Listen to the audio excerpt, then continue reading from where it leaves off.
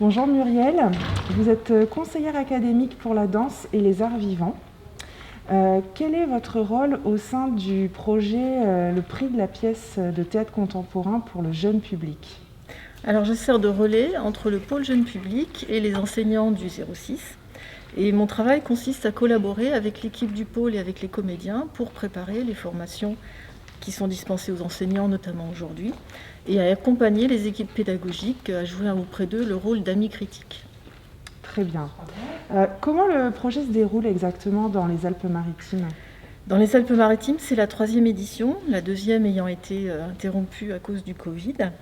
7 établissements participent, ce qui engage 12 classes, soit pratiquement 330 élèves, tous dans le bassin de Cannes-Grasse. Super. Et comment les élèves ont-ils accueilli ce nouveau projet? Alors j'imagine que chaque enseignant répondrait différemment à cette question. En ce qui concerne les miens, c'est une classe plutôt faible, pas du tout scolaire et peu travailleuse. Et en fait, ils se sentent extrêmement valorisés d'être considérés comme jury dans un prix littéraire. Je leur précise aussi que nous, les enseignants, n'avons pas le droit de vote. Très bien. Et que c'est vraiment uniquement les élèves qui vont choisir et élire un écrivain ou une écrivaine.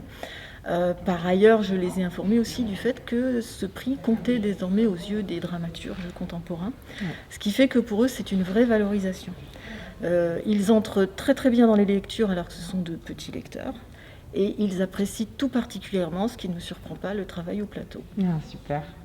Et en quoi consiste la formation auprès des enseignants? Parce que je rappelle qu'aujourd'hui, nous sommes au Théâtre de Grasse pour un stage destiné aux enseignants autour de ce prix.